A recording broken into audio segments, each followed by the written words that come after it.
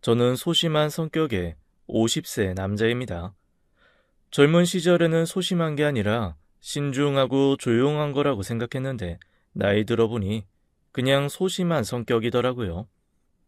집에서 가업처럼 하던 나무 농장을 이어받아 하다 보니까 사람 만나는 것보다는 나무, 풀, 꽃이랑 함께 있는 시간이 더 길고 그나마 만나는 사람도 해외에서 온 노동자들이다 보니 하루 종일 입 한 번 떼지 않는 날이 허다합니다.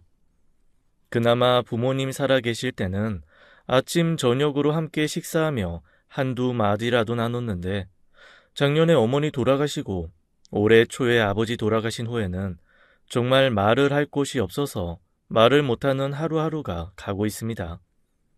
친구라고 해봐야 고등학교 같이 다녔던 동네 친구가 한둘 있는데 이 친구들이야 회사 다니면서 이 사람 저 사람 많이 만나서 저 말고도 놀 사람이 많고 마누라의 애들이랑 시간을 보내야 하니 저랑은 1년에 한두 번 만날까 말까입니다. 그나마도 작년에 만났을 때 제가 술을 먹고 한번 깽판을 치는 바람에 그 이후로는 서먹해져서 서로 연락도 잘 안 해요. 평소에는 애들이 모태솔로라고 놀리고 반백년을 홀로 사느라 몸에 사리가 생겼을 거라 놀려도 그냥 웃으면서 넘기곤 했는데 그날따라 유난히 그 말이 화가 나고 울컥하더라고요. 한 번도 그래 본 적이 없는데 저도 모르게 버럭 화를 내면서 상을 뒤집어 엎어버렸습니다. 농담처럼 웃으며 말했던 친구는 너무 놀래서 얼굴이 하얘졌고 한 친구는 심장이 이상하게 뛴다며 119를 불러 병원으로 가버리고 저는 태어나서 처음 경찰서에 가서 혼도 나고 가게에 돈도 물어주게 되었습니다. 아마 애들도 당황하기는 했을 거예요. 수십 년간 모태솔로라고 놀려왔는데 새삼 제가 버럭 화를 냈으니까요. 나중에 남자도 갱년기가 온다는데 너도 그런 거 아니냐며 사과도 아니고 위로도 아닌 애매한 비아냥과 함께 유야무야 넘어가긴 했지만 그날 이후 저는 유난히도 외로움이 사무쳐서 혼자 술을 먹다 눈물을 흘린 적이 한두 번이 아닙니다. 부모님이 살아생전 저한테 다 필요 없다. 여자면 된다. 아프리카도 상관없고 아마존도 괜찮으니 그냥 여자만 데리고 와라라고 귀가 닳게 말씀을 하셨는데 결국 이 나이 되도록 연애 한 번을 못 해보고 나무랑 꽃만 키우며 세월을 다 보내버렸습니다. 불행 중 다행이라고 할까요? 그래도 농장은 꽤 큰 편이에요. 직원들도 모두 대를 이어 가업처럼 일하는 사람들이 많아서 저희 농장에서 가장 오래 일하는 김 이사님은 저보다도 10살이 많으세요. 그분은 아버지도 제 아버지와 함께 농장을 일구셨고요. 저한테는 형이나 다름없는 분이지요. 김 이사님도 저희 집 아들이라고 생각하시고 부모님 장례를 자기 부모님 장례 치르듯 그렇게 열심히 꼬박 저와 함께 해주었습니다. 한 가지 저와 다른 건 일찍 가정을 꾸려서 이미 아이가 셋이나 된다는 거죠. 회사에서야 김 이사님이라고 부르지만 사석에서는 형 동생 하는 사이인데 며칠 전에 제 손을 꼭 잡고 그러더라고요. 저기, 아유 어떻게 외국 여자라도 내가 좀 알아볼까? 우리 거래하는 소석집 있잖아. 거기 둘째 아들이 이번에 캄보디아 여자랑 결혼했는데 아이 그렇게 금술 좋게 잘 산대. 결혼정보 회사에 의뢰하면 뭐 요즘에는 속거나 그런 거 없이 잘 소개해준다는데. 됐어요 형. 아 이 나이에 무슨. 그리고 내가 결혼을 할 거였으면 엄마 아빠 살아계셨을 때 했겠지. 두 양반 소원이었는데. 둘 다 돌아가시고 내가 세상 무슨 결혼의 뜻이 있다고. 나는 그냥 꽃이며 나무며 다 돌보다가 물려받을 자손 없으니 직원들 다 나눠주고 죽을랍니다. 아이고 형 큰아들은 관심 없대. 형 뒤이어서 하면 딱 좋은데. 아이고 아슬아. 요즘 애들이 퍽이나 허겄다. 지금도 최대한 여기서 멀리 떨어지려고 드릉드릉 하는데 아이 그리고 다른 직원들 다 나눠줘도 나 주지 마. 은혜 갚은 까치는 못 될지언정 아이 재산 나눠먹는 파렴치 않은 싫다. 대신 네 살아생전에 나 월급이나 올려줘. 그게 다요.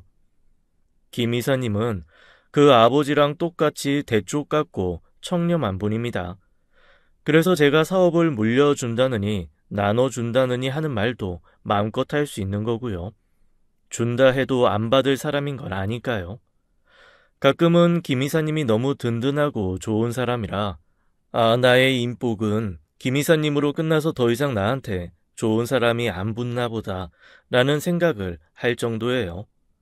그 형에게는 그 무엇도 거짓말을 하지 않지만 딱 하나 제가 거짓말을 한 게 있습니다.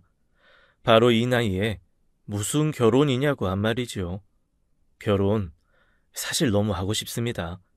더 이상 혼자 잠자리에 들기도 싫고 숟가락 하나 꽂아서 대충 먹는 밥도 먹고 싶지 않아요. 죽 한 그릇을 먹더라도 도란도란 얘기 나누며 함께 먹고 싶습니다. 딱히 뭔가를 안 해도 좋으니 그저 자다 깨서 옆을 봤을 때 고나게 자고 있는 누군가의 옆모습이 있었으면 좋겠다는 것이 제 솔직한 심정이에요. 그런데 희한하게 결혼정보 회사 같은 데서 조건을 맞춰 연결해주는 건 싫더라고요.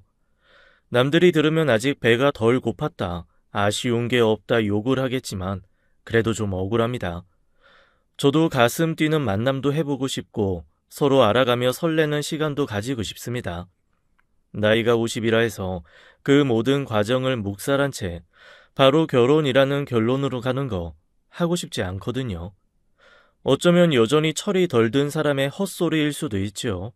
그래도 그런 만남을 꿈꾸는 것은 죄가 아니잖아요.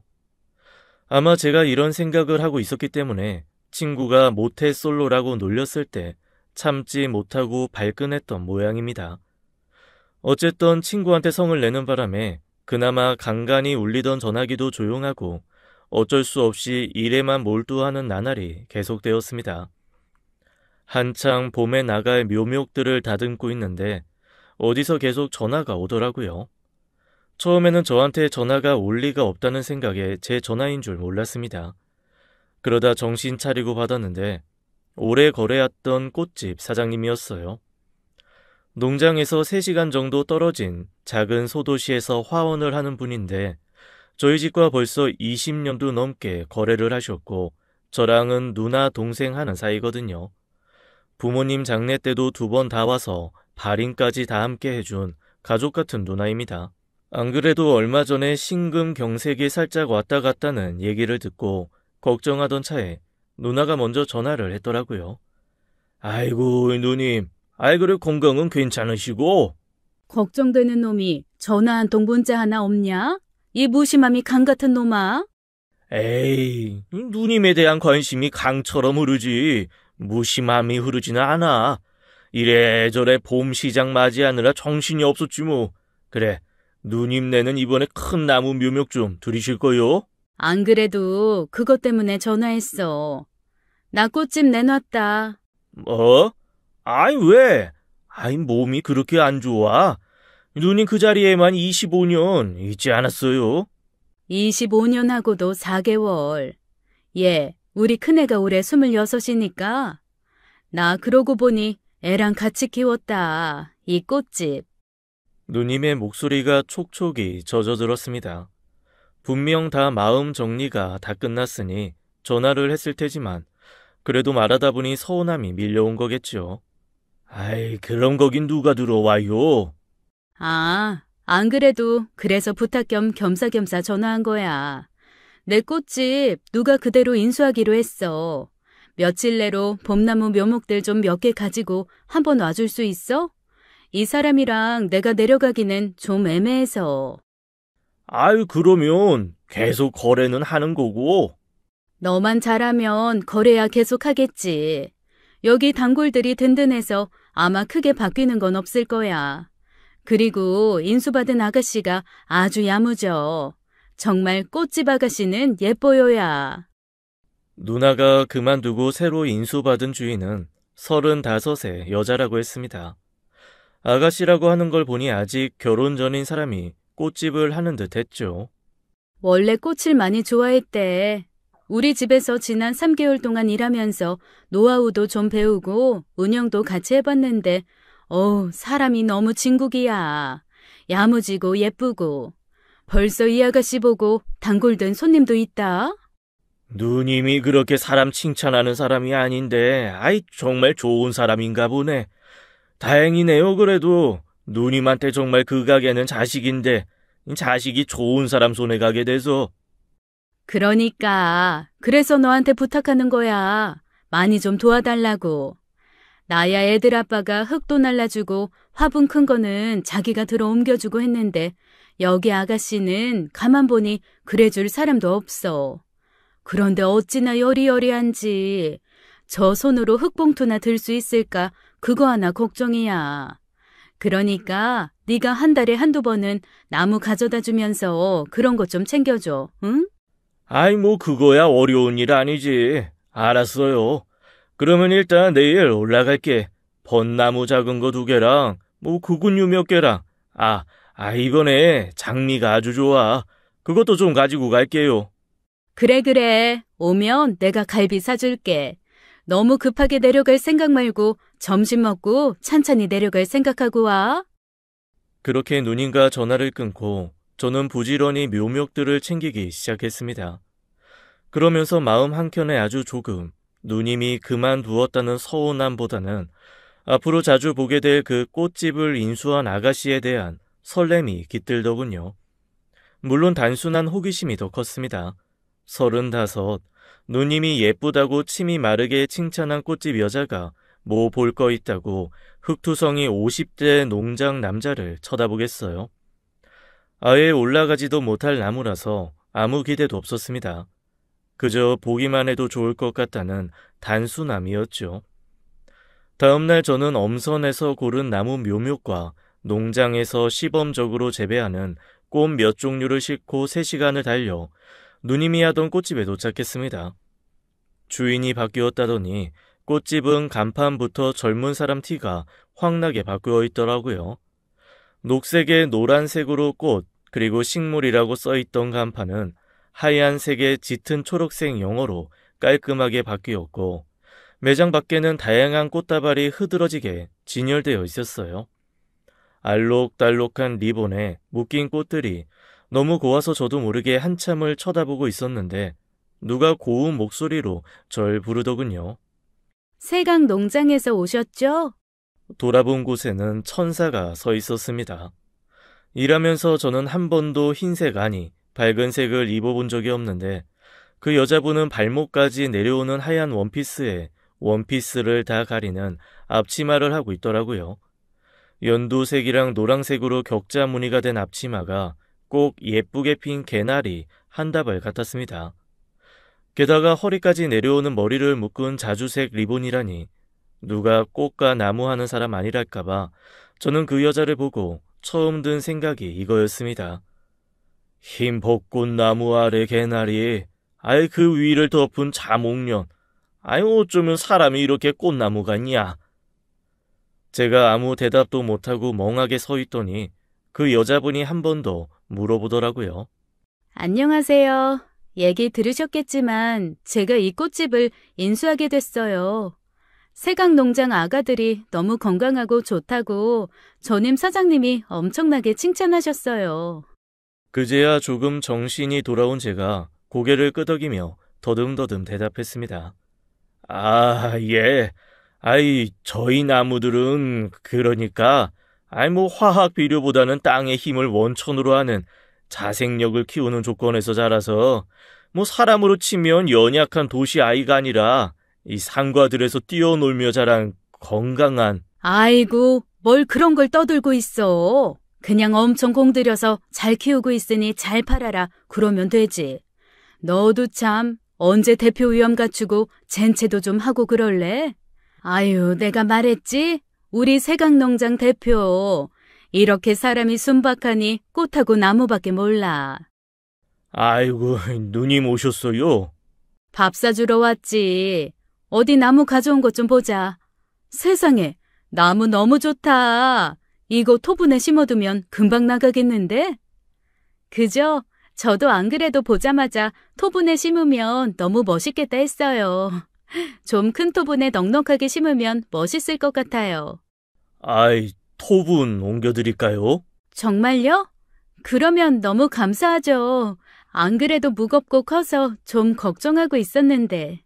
생끝 웃는 얼굴이 얼마나 예쁘던지요. 하늘에서 내려온 천사를 보는 것 같았습니다. 게다가 하얀 원피스를 입고 있으니 정말로 제가 TV나 책에서 보던 천사를 눈앞에서 보는 것 같았죠. 제 눈빛을 누님은 아마 눈치채신 모양입니다. 저한테 슬그머니 다가오셔서 툭 치면서 그러시더라고요. 둘이서만 밥 먹을래? 누나 빠져줄까? 화들짝 놀라서 제가 그랬죠. 큰일 날 말씀하지 마시라고. 저 그런 거 아니라고 말입니다. 그렇게 얼굴이 벌개진 채 저는 끙끙거리며 화분을 모두 날라주었습니다. 그녀는 참 친절하고 예쁘고 곱더라고요. 화분을 날라주면서 제가 뻘뻘 땀을 흘리니까 손수건도 내어주고 차가운 오미자차도 주고 이렇게 수고해 주셔서 어떡하냐며 자기는 드릴 게 없다면서 안절부절 못하는 모습이 너무 귀여웠어요. 그렇게 누님과 둘이 저녁을 먹고 다시 농장으로 내려오는 길, 3시간이 어떻게 지나간지를 모르게 농장에 빨리 도착하는 것처럼 느껴졌습니다. 솔직히 말씀드리면 운전하는 내내 그녀 생각에 정신이 없었거든요. 그러는 한편 제 마음 한쪽에서는 또 다른 자아가 이렇게 말을 했습니다. 야, 네 나이 50이다. 엉강생심 꿈도 꾸지 마라. 네가 알랭드롱처럼 잘생기고 정우성처럼 멋있어도 그 여자는 안 돼. 너랑 나이 차이뿐만 아니라 모든 수준이 엉감생심이야. 꿈도 꾸지 마. 꿈도 꾸지 마. 저의 마지막 남은 이성이 그렇게 말을 했지만 감기와 사랑은 숨길 수 없다고 하던가요. 저는 그날부터 끙끙 앓아놓기 시작했습니다. 농사 일도 도통 손에 잡히지 않고 나무를 다듬다가도 멀쩡한 가지를 잘라내서 이사님께 한 소리 듣는 게 일상이 돼버렸죠. 오죽하면 이사님이 저한테 그러시더라고요. 아이 묻지도 않고 따지지도 않을 테니 대체 빚을 얼마나 진 거요? 아이 말을 해봐. 내가 갚아줄 수 있는 수준이면 갚아줄 테니까. 아이 혹시 농장 넘어갈 정도는 아닌 거지. 빚을 지다니요? 제가 무슨 빚을 져요? 아이 그렇게까지 정신이 홀딱 빠져서 앞뒤 안 가리고 멍 때리는 거면 집을 날려먹을 만큼 큰 빚을 지지 않고서야 아이 그럴 리가 없다는 게 내 생각이요. 농장 사람들도 다 저거 어디서 큰 사고 치고 왔다고 아이 다들 걱정이요. 그래서 제가 피식 웃으면서 얘기했습니다. 에이 절 아직도 그렇게 모르세요? 형님, 제가 빚을 지긴 무슨 빚을 져요. 저 화투도 고스톱도 못 치고 미나투나 간신히 치는 사람인데 아이 제가 어디 가서 뭘 하겠습니까? 그러자 김 이사님이 가슴을 펑펑 치며 그러시더라고요. 아이 그런 놈인 걸 아닌데 이 꼬라지라고 있으니 아이 어디서 보이스피싱이라도 크게 당한 것 같아서 내가 하는 얘기요. 아이 어떻게든 메꿀 수 있을 때 메꿔야 하니까. 그런 거 아니라고 김 이사님을 안심시켰지만 제 하는 행동은 전혀 아닌 게 아니었습니다. 사고는 계속 발생했어요. 꽃도 뒤집어 엎고 나무도 뒤집어 엎고 이상한 대로 배달하고 정말 이러다가는 제 명에 못 살겠다 싶었던 그때 그녀에게 연락이 왔습니다. 제가 토분에 심어주었던 나무가 너무 인기가 좋아서 혹시 그걸 2배만큼 더 갖다 놓고 싶은데 조금 시간을 넉넉하게 두고 와서 심는 것도 좀 도와주실 수 있냐고요. 아무래도 혼자 하려다 보니 아직은 좀 힘들고 어렵다는 말과 함께 말입니다. 세상에 그 문자를 보는 순간 갑자기 온 세상이 총 천연색으로 바뀌더라고요. 그전에는 뭔가 칙칙한 회색빛이었거든요. 갑자기 농장에 무지개가 뜬 것 같고 꽃들이 더 환해진 것 같기도 하고 나무들이 막 말을 거는 것 같기도 하고 제가 정말 제정신이 아니구나라는 생각이 들어 피식피식 웃음부터 나왔습니다. 그렇게 웃음을 참지 못하면 농장으로 나가서 나무를 마구마구 캐고 꽃도 막 자르고 그랬더니 한쪽에서 농장 사람들이 수군거리는 게 들리더라고요. 사장님 드디어 미쳤다 야. 아 인제는 막 웃으면서 꽃 자른다. 아이 진짜로 정신 나갔어. 아니 뭔가 큰일이 났다 야. 나무 자르다 머리 쾅했다는데 아이 그거 맞는 말인가? 이상해진 거 맞지? 평소에는 그런 식으로 제 뒷얘기를 하면 그래도 나름 사장이라고 매섭게 돌아보며 쓸데없는 소리 하지들 마시고 일하세요 라고 얘기를 했지만 그때는 별로 그러고 싶지도 않더라고요. 그러거나 말거나 저는 혼자 휘쭉휘쭉 웃으면서 그녀가 부탁했던 꽃나무 묘목을 정리했습니다. 김 이사님이 허둥지둥 저한테 와서 그러시더라고요. 아유 왜? 왜 무슨 일인데? 이 멀쩡한 나무는 왜 뽑아? 이거 내일 배달 나갈 거예요. 저기 좀 시간 걸리니까 배달 나갔다가 늦게 들어와도 기다리지 마시고 다들 알아서 퇴근하세요. 어디로 배달인데? 저기 박 여사님이 그 인계한 그 꼭집. 그 먼 데를 왜 직접 가? 그냥 택배 보내지. 박 여사님이 부탁하셨어요. 초반에 조금 자리 잡기 전까지는 제가 좀 도와달라고. 그거 그 박 여사님 아무리 선대서부터 단골이라지만 너무 무리한 거 요구하시는 거 아니요? 내가 한 소리 할까? 김 이사님 말에 저도 모르게 발끈하고 말았습니다. 무슨 무리? 다 그렇게 사는 거지. 어우렁더우렁 도와줄 수 있으면 도와주는 거고, 내가 힘이 모자라 아니면 능력이 모자라 내가 해줄 수 있는 건 다 해주는 거지. 할 수 있어야죠. 할 수 있다고. 그러자 당황한 얼굴로 김 이사님이 저를 위아래로 훑어보며 얘기했습니다. 알아, 할 수 있는 거. 뭘 그렇게 화를 내고 그래? 그거 참 이상하네. 요즘에 진짜 이상이요. 내가 무슨 일인지 반드시 알아낼게요. 이상하긴 뭘 이상해요. 그냥 그렇다는 거지. 나 내일 일찍 갈 거니까 자취 마요. 그렇게 말을 얼버무린 후 저는 제일 예쁜 나무 모종, 제일 예쁜 꽃을 차에 차곡차곡 싣고 다음날 동트기가 무섭게 차를 타고 꽃집으로 갔습니다. 꽃집은 아직 문을 열기 전이더라고요. 그래서 그 앞에 차를 세워놓고 숨을 고르는데 저 멀리서 그녀가 걸어오는 것이 보였습니다.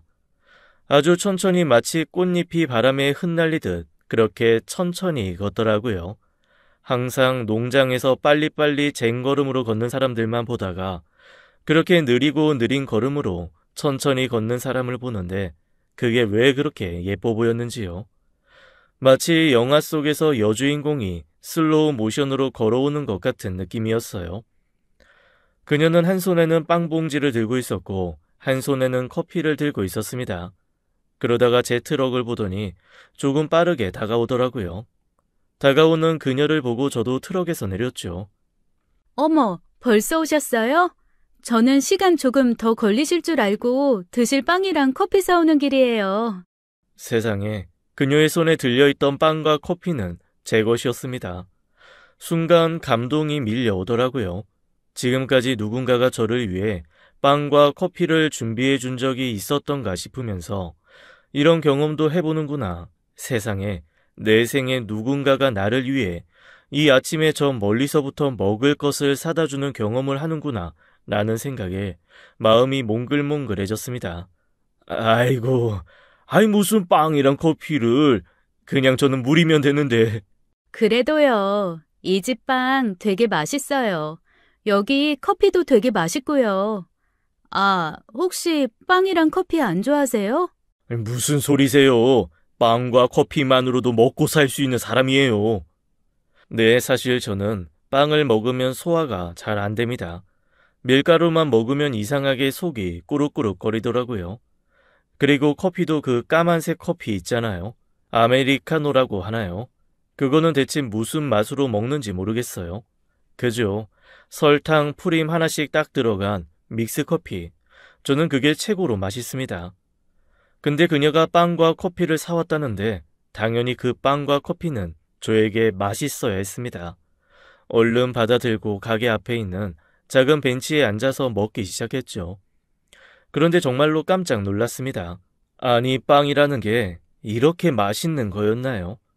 그리고 시커 먹기만 한 그 커피가 어쩜 이렇게 달고 맛있나요?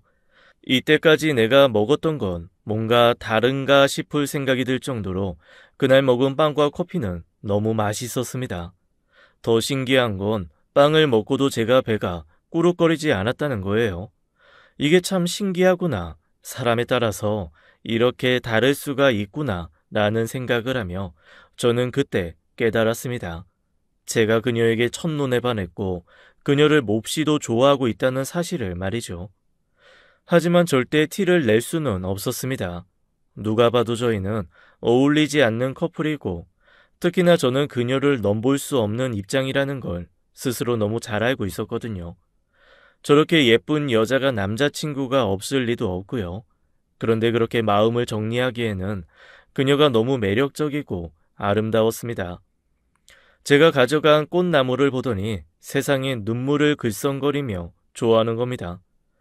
그리고 이렇게 말하더라고요. 저는 정말 사장님이 있으셔서 너무 좋아요. 이 동네에서 이렇게 예쁜 꽃나무를 저희 집만 갖다 놓을 수 있는 건 다 사장님 덕분이에요. 사장님, 오래오래 저랑 같이 해주셔야 돼요. 순간 저는 그녀가 저에게 청혼한 줄 알았습니다. 오래오래 같이 있어 달라는 그 말이 오래오래 가격 올리지 말고 자기한테 잘 납품해 달라고 하는 말로 들을 수도 있지만 그 당시 저에겐 그렇게 들리지 않았어요.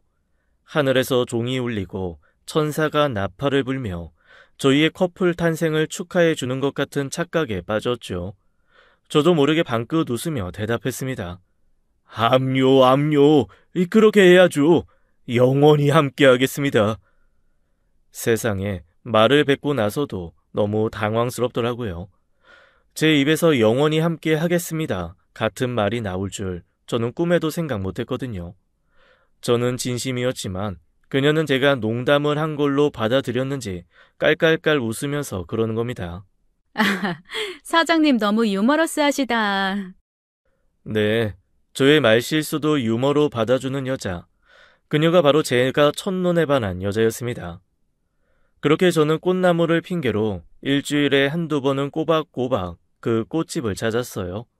그리고 꽃집을 찾을 때마다 어쩐지 그녀가 하지 못해서 미뤄뒀던 것 같은 일들, 예를 들어 큰 화분에 흙을 채우는 일이라든가 한쪽에 쌓여있던 흙과 돌을 옮기는 일이라든가 화분 분갈이를 위해 나무를 뽑아내야 하는 일이라든가 그런 것들을 혼자 알아서 해주곤 했습니다.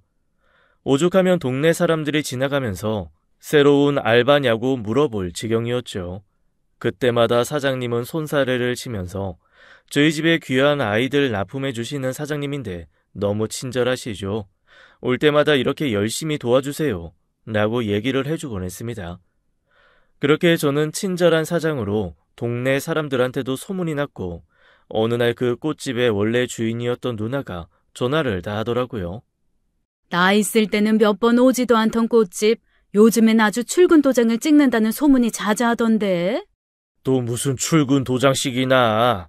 그리고 누님이 저기 다 잘 도와주라고 했으니까. 그래서 내가 그런 거지. 너 솔직히 말해봐. 마음이 있지?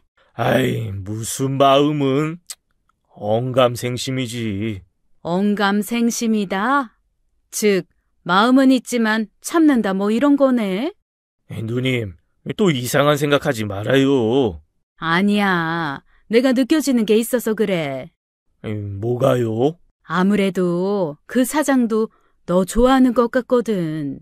저는 누님의 말에 전화기를 떨어뜨릴 정도로 깜짝 놀랐습니다. 좋아한다니. 그게 무슨 말이에요? 아니, 얼마 전에 꽃집 인수인계 미처 못해준 게 있어서 얘기를 하러 갔는데 네 얘기가 나왔거든. 그런데 그러는 거야. 자기 평생에 이렇게 좋은 분을 처음 만났다고. 그러면서 어쩜 그렇게 남자분이 센스도 있으시고 친절하고 우직하시고 과함도 없다고 하여간 네 칭찬을 한참 하더라니까. 그래서 내가 농담 삼아 농담인 반 진담 반 해가지고 쓱 물어봤지. 한번 잘 되라고 다리 좀 놔줘볼까라고 했더니 갑자기 얼굴이 빨개지면서 그러더라고. 좋은 분이 있으시겠죠 라면서 저 같은 게 어떡해요 라고 말이야. 그래서 내가 무슨 소리냐. 걔 이때까지 일하느라고 연애 한번 안 해보내다. 나이 차이만 괜찮으면 정말 둘이 한번 만나봐라 그랬더니 아무 대답도 않고 그냥 빙그레 웃기만 하는 거야. 그러면서 저는 너무 부족해서 안 돼요. 너무 많은 게 부족해서 안 돼요 라고 하는데 야, 그건 거절이 아니라 민망하니까 하는 얘기지. 딱 그거였거든.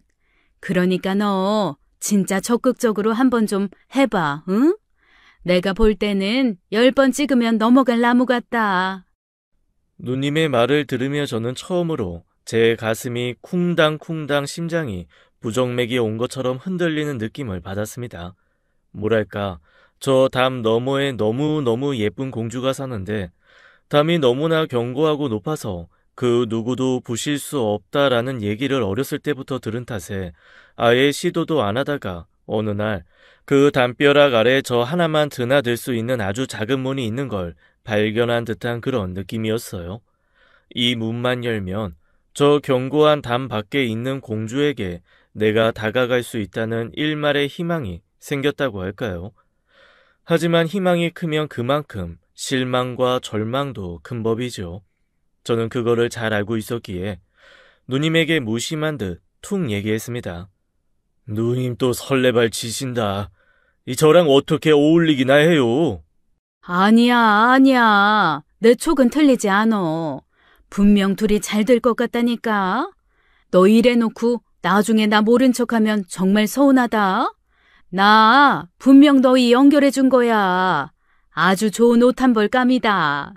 아이고 누님 이상한 소리 하지 말고 그 사람한테도 이상한 소리 하지 말아요. 에이 그냥 쓸데없는 소리 하지 말아요. 네 인생에 이렇게 너한테 호감이라도 보이면서 여지 준 여자 있었냐? 이런 여자 생겼을 때 얼른 달려들어서 잡어.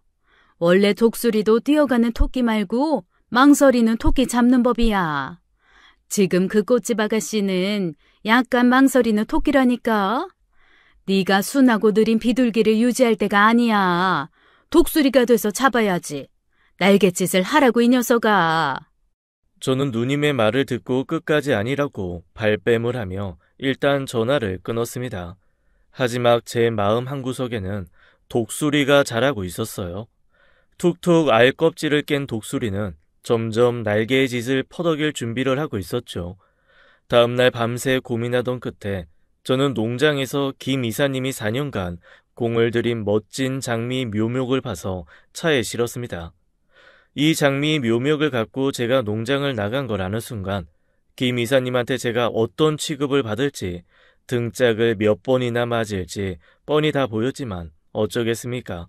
뭐 제가 사장인데 제 마음대로 할 겁니다. 무조건 그 장미 묘목을 차에 싣고 차에 시동을 걸었습니다. 그 장미 묘목은 김 이사님이 정말 오랜 시간 공을 들여서 개발하신 나무예요. 노란 장미와 분홍 장미, 빨간 장미 나무랑 흰 장미까지 한 화분에다가 다 넣어서 약간 토피어리처럼 입체적인 하트 모양을 만들어서 다듬어 놓으신 나무거든요. 그래서 꽃이 피면 한 화분에 빨간 장미, 노란 장미, 분홍 장미, 흰 장미가 모두 어우러져서 피면서 굉장히 통통하고 예쁜 하트 모양을 만들어낼 수 있게 수년간 지극정성으로 다듬은 나무였습니다. 얼마나 조석으로 애써서 다듬고 돌봤는지 저희 농장에서는 저 나무는 수억을 줘도 못 팔 거라는 농담마저 오가는 그런 나무였죠. 하지만 제가 그걸 과감하게 빼내어서는 차에 실은 겁니다. 그리고 도망치듯 농장을 빠져나와 새벽길을 달려 가게로 갔습니다. 어라 그런데 새벽 5시밖에 안 됐는데 가게에 불이 켜져 있는 거예요. 이게 웬일이지 싶어서 들여다봤는데 그녀가 혼자 가게 안에 앉아 울고 있더라고요. 눈물을 뚝뚝 흘리며 눈물 한 방울 닦고 꽃 한 송이 자르고 눈물 한 번 닦고 꽃 한 송이 자르고 그러면서 작은 꽃바구니를 만들고 있었습니다. 이 시간에 제가 왔다는 것도 이상하지만 이 시간에 저러고 울고 앉아서 꽃바구니를 만들고 있다는 것도 그다지 흔한 일은 아니어서 대체 어떻게 해야 할지 망설이고 있는데 그녀가 고개를 들어 밖을 보더라고요. 그리고는 제 트럭을 보고는 깜짝 놀라서 일어나 나왔습니다. 이 새벽에 웬일이세요? 제가 물었지요. 저는 배달이 있어서 왔지만 이 새벽에 왜 울면서 꽃다발을 만들고 계시는지. 그녀가 잠시 망설이더니 이렇게 얘기하더라고요. 오늘이 저희 부모님 기일이에요. 부모님 기일이요? 네. 저희 부모님 4년 전에 교통사고로 한날 한시에 돌아가셨거든요. 그래서 부모님 기일이라 부모님 납골묘에 가려고 아침부터 꽃바구니 만들고 있었어요. 엄마가 좋아하셨던 카라로 만들려고 하는데 카라가 너무 연해서 꽃바구니가 잘 안 되네요. 그러고 보니 저는 그녀의 가족 관계를 아무것도 모르고 있더라고요. 그래서 용기 내서 물었습니다. 큰 사고셨나 봐요. 네. 저희 식구가 다 차를 타고 가던 중에 음주운전하고 역주행하던 차랑 부딪혔어요. 부모님은 그 자리에서 돌아가셨고 저는 병원에 4개월 있다 나왔고요. 아이고, 많이 안 다치셨어요? 뭐 돌아가신 부모님보다는 어쨌건 전 살아있잖아요. 그녀가 뭔가 말을 할 듯 하다가 슬그머니 말을 그만두더라고요. 저는 그런 그녀를 보며 마음속에 더 크게 애정이 자라는 게 느껴졌습니다. 정말 고생 많이 하셨겠네요. 사실 너무 예쁜 나무가 있어서 그거 갖다 드리고 싶어서 온 거였는데, 돈은 필요 없습니다. 그냥 제가 선물로 드리고 싶어서 가져온 거니까요. 앞에 두고 마스코트처럼 키우셔도 되고, 뭐 파셔도 되고, 여튼 저 나무 심어드리고 제가 납골묘 모셔다 드릴게요. 트럭도 괜찮으시면 같이 타고 가시죠. 세상에, 저렇게 멋진 나무를 선물로요? 저거 장미죠? 네, 네 종류 장미를 서로 얽혀서 모양 잡은 거예요. 꽃 피면 정말 예쁠 거예요. 하트 모양이네요. 그녀의 말에 저는 얼굴이 빨개지고 말았습니다. 꼭 제 속을 들킨 것 같아서 너무 민망했지요. 어색한 마음에 괜시리 나무만 툭툭 치면서 흠흠 헛기침만 했습니다. 그런 저를 보면서 그녀가 다시 쌩긋 웃으며 물어보더라고요. 이렇게 신세져도 될까요? 저 정말 납골묘까지 태워다 주실 거예요? 신세는 무슨, 제가 영광이죠. 그런데 차가 너무 엉망이라 잠깐만요. 흙이라도 좀 치우고 청소 좀 할게요. 괜찮아요. 저도 여기서 만날 만지는 게 흙인데요, 뭐. 그리고 흙이 뭐 어때서요? 우리 같은 사람 먹고 사는 거 다 흙 때문인데 흙 홀대하면 안 되죠. 아니 어떻게 말 한마디 한마디가 그렇게 예쁠 수가 있는지. 우리라는 단어에 심장이 마구 뛰고 흙을 홀대하면 안 된다는 말에 눈물이 왈칵 날 뻔했습니다. 사실 농장을 한다고 하면 대부분 제일 먼저 보이는 반응이 땅 있어서 좋겠다지만 그 다음은 어떻게 맨날 그렇게 흙만 만지고 사냐, 난 그렇게 못 산다 같은 말이거든요. 흙 냄새 난다고 싫어하지, 흙 묻는다고 싫어하지. 아니 흙이 어때서요? 특히 그녀가 마지막에 했던 흙 홀대하면 안 된다는 말은 돌아가신 아버지가 늘 하셨던 말이라 더욱 가슴에 와서 맺히더라고요. 그렇게 그녀는 제 차를 타고 부모님 납골묘에 갔고 저는 얼결에 차에 있기가 좀 애매하다는 이유로 그녀 부모님의 납골묘에서 인쇄까지 했습니다. 그리고 그날 그녀가 저한테 그러더라고요. 정말 좋은 분 같다고, 같이 있으면 편해진다고 말이죠. 그 순간 어디서 그런 용기가 났는지 저도 모르게 이렇게 얘기하고 말았습니다. 그렇게 좋은 사람 같으면 저랑 한번 만나볼래요? 그러자 그녀가 눈이 동그래지면서 저한테 그러더라고요. 네? 만나자고요? 그 순간 깨달았습니다. 제가 헛물을 켜고 있었구나. 남들 말대로 호의를 너무 과장되게 받아들였구나. 이렇게까지 깜짝 놀랄 만큼 내가 못할 소리를 한 건가 라는 생각이 들어서 얼굴이 벌게지더라고요. 그래서 얼른 손살에 치며 웃으면서 얘기했습니다. 아닙니다. 못 들은 척 하세요. 농담이 지나쳤습니다. 그리고 도망치듯 가게를 빠져나왔지요. 그렇게 돌아온 농장에는 화가 잔뜩 난 김 이사님이 저를 기다리고 있었습니다.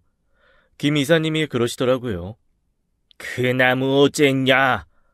제가 대답이 없자 거의 저희를 칠 듯이 노려보며 다시 한번 물으셨습니다. 나무 어쨌냐고? 그런데 그 순간 왜 그렇게 서러움이 밀려오던지요.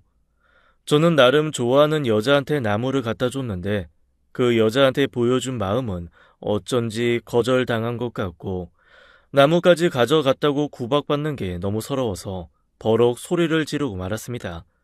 마치 모태솔로인 걸 놀렸던 친구한테 화를 냈던 그때처럼요. 좋아하는 여자한테 갖다 줬어요. 왜요? 순간 김 이사님을 비롯한 주변 직원들까지 모두 침묵과 정적에 휩싸였습니다. 김 이사님이 저한테 조용히 물어보시더라고요. 아이, 좋아하는 여자? 방금 여자라고 했냐? 아이, 지금 네가 여자라고 한 게 맞아? 금방 후회가 몰려왔지만 이미 엎질러진 물이었습니다.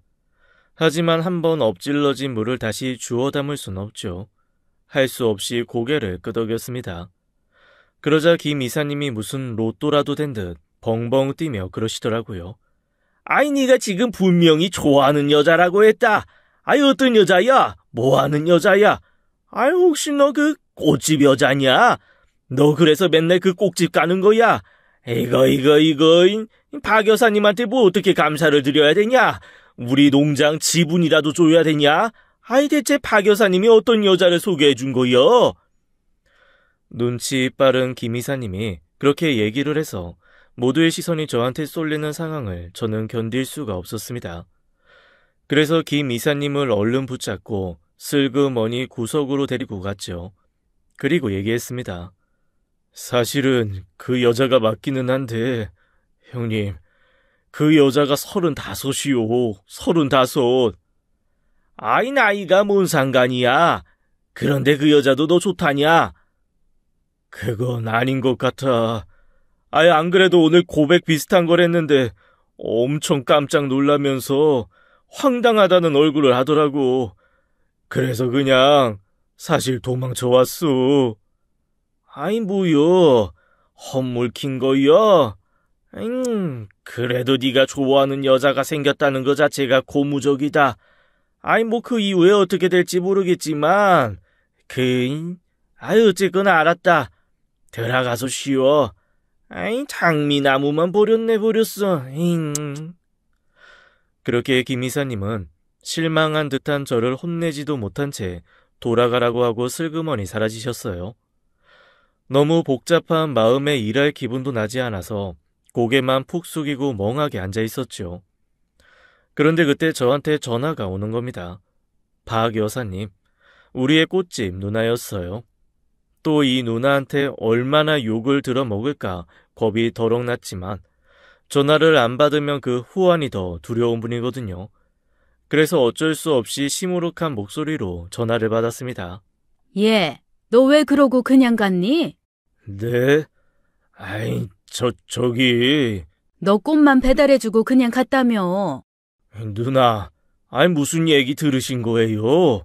내가 진짜 답답해서. 예, 여자들은 가끔 침묵이 대답일 때가 있어. 나한테 와서 그러더라. 아니, 자기도 호감이 있고 좋아하는데 너무 갑자기 그렇게 말씀을 하셔서 놀래가지고 가만히 있었다고. 그게 거절인 줄 알고 휙 가버리신 것 같다고. 자기 어떻게 해야 되냐고 그러더만. 진짜요? 아니, 누나, 진짜 그랬어요? 암흑이었던 주변 환경이 다시 서서히 컬러를 찾아가는 것 같았습니다. 그런데 누나가 뒤에 이런 얘기를 하시더라고요. 너 그 친구 어머님 아버님한테 갔다 왔다며? 네, 아니, 납골당 같이 다녀왔어요. 그러면 교통사고 얘기도 다 들어서 알겠네. 네, 아이, 다 들어서 알죠. 너 정말로 괜찮어? 뭐가요? 교통사고 얘기 다 들었다며. 정말 괜찮냐고. 저는 대체 누나가 무슨 말을 하는지 알 도리가 없었습니다. 교통사고가 무슨 내가 원해서 생기는 일인가요? 내 잘못도 아닌데 그런 거 가지고 사람 상처 들춰내고 그러면 안 되는 게 맞는 거죠. 그래서 누나에게 다 들었다. 그런데 그게 왜 문제가 되는지 알 수 없다고 대답했죠. 그랬더니 누나가 안도의 한숨을 푹 쉬면서 그러더라고요.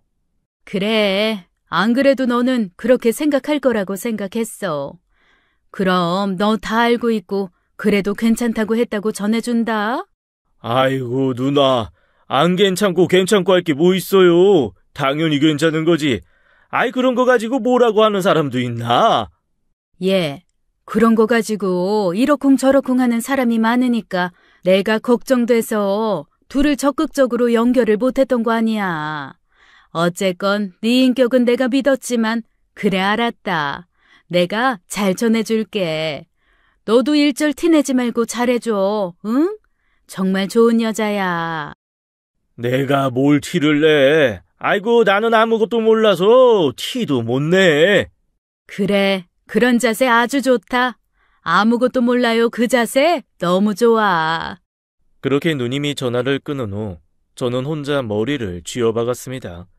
얼마나 연애 경험이 없고 일천하면 여자가 긍정의 침묵을 보인 거를 황당함과 거절의 침묵으로 받아들이고 그렇게 도망쳐 왔을까요? 한번 물어보기라도 할 것을 말이죠. 저의 어리석음을 원망하며 전전긍긍하다가 슬그머니 그녀에게 전화를 했습니다. 그렇게 가셔서 너무 속상했어요. 미안해요. 방금 저기 누나한테 전화 받았어요. 네, 저도 조금 아까 통화했어요. 다 알고 계시고 다 괜찮다고 하셨다고. 그런 거 신경 안 쓰신다고 하셨다는 얘기 들었어요. 그게 뭘 신경 쓸 일이에요. 아이, 뭐 사고가 뭐 내 잘못으로 났나? 그렇게 따지면 나도 오늘 내일 사고 당할 수 있는 거지 뭐. 우리는 모두 예비 사고자예요. 뭐 언제 어디서 벌어질지 모르니까 사고지 그게 왜 흠이 돼요? 말도 안 되지. 그러자 갑자기 그녀가 펑펑 울기 시작했습니다. 그러면서 정말 고맙다고 저 같은 얘기해 준 사람 처음이라며 역시 자기 눈이 틀리지 않았다고 너무 감사하다고 그러더라고요. 그 말을 듣는데 왜 이렇게 제 마음이 울컥해요? 아니, 부모로 사고 잃은 게 무슨 죄가 됩니까? 그걸 가지고 그 여리고 예쁜 사람한테 얼마나 많은 사람들이 상처를 줬으면 이렇게 울까 싶은 겁니다. 아무리 눈치가 없는 저라지만 그 마음은 확연하게 느껴졌습니다. 그래서 한편으론 더더욱 강하게 결심했죠. 사고에 대한 건 일절 묻지도 따지지도 말고 그녀를 대해야겠다고 말이죠. 제가 조용히 물었습니다. 지금 가서 얼굴 봐도 돼요? 그러자 그녀가 울다가 까르르 웃더라고요. 지금 오시면 언제 가시게요? 아이, 뭐 그냥 살짝 얼굴만 보고 새벽에 내려오면 되지요. 그래요. 저도 보고 싶어요. 와주세요. 세상에 태어나서 처음이었습니다. 여자한테 보고 싶다는 소리를 듣는 게 말이죠. 저는 불이 나게 뛰어나가 트럭에 시동을 걸었습니다. 그러자 퇴근하려던 김 이사님이 쫓아와서 저를 붙들더라고요. 아이, 너 어디 가? 어디 가려고 그래, 이 녀석아? 제가 나쁜 생각이라도 할까봐 당황한 얼굴이었습니다. 그래서 제가 씩 웃으면서 얘기했어요. 아, 형 걱정 마. 나 데이트하러 가. 그러자 김 이사님 눈이 동그래지더라고요. 아이, 뭐여? 30분 전만 해도 죽을 것 같다는 놈이? 오해 풀렸어. 그 여자도 내가 좋대. 세상에, 김 이사님이 그렇게 기뻐하는 얼굴은 큰아들이 대학 갔다는 얘기 들은 이후로 처음인 것 같았습니다. 김 이사님이 갑자기 지갑을 꺼내더니 지갑에 있는 돈을 손에 잡히는 대로 집어서 저한테 전해주더라고요. 야야야, 아이, 네 놈이 돈이 없진 않겠지만 현금은 없을 수도 있으니까 이거 가지고 다녀. 가지고 다니면서 여자가 돌아보는 거 이쁜 거, 아유 뭐 저거 이쁘다, 아유 뭐 저거 귀엽다 하면 무조건 다 사줘. 일단 사줘, 일단. 그 말이 너무 웃겨서 저는 파한대소를 하며 고맙다는 말과 함께 돈을 받고 그녀에게 갔습니다. 그녀는 수줍은 얼굴로 가게 안에서 저를 기다리고 있더라고요. 쭈뼛거리면서 그녀에게 다가갔더니 그녀가 조심스럽게 저에게 손을 내밀었습니다. 저희 악수부터 하고 시작할까요? 역시 그녀는 뭐가 달라도 다르더라고요. 남자한테 악수를 청하는 여자라니 그 손을 잡는데 세상에 어쩜 그렇게 보드랍고 작은지 손을 잡는 순간 손끝에서부터 머리끝 발끝까지 찌르르 전기가 만볼트는 흐르는 것 같았습니다. 한번 잡은 손은 절대 놓고 싶지가 않더라고요. 그래서 그날 헤어지는 순간까지 5시간 정도 그녀의 손을 한 번도 놓지 않았습니다. 손에서 땀이 나서 퉁퉁 부를 것 같아요. 5시간쯤 지났을 때 그녀가 웃으면서 그렇게 하는 얘기를 듣고서야 저는 그 손을 놓았고 아쉬움을 뒤로하고 다시 농장으로 돌아왔습니다. 농장으로 돌아오니 새벽 5시 정도 되었더라고요. 한창 농장 일을 시작해야 될 시간이었어요. 밤새 한숨도 자지 못하고 운전만 도합 10시간은 했지만 하나도 피곤하지 않았습니다. 얼마나 씩씩하게 농장 일을 잘했는지 평소는 11시, 12시나 돼야 끝나는 일을 오전 9시에 모두 끝나버리더라고요. 김 이사님이 슬금슬금 다가와 어땠냐고 물어봤을 때 저는 왼손을 탁 내밀며 얘기했습니다. 형님, 이 손이 어제 5시간 동안 여자 손을 잡은 귀한 손이야.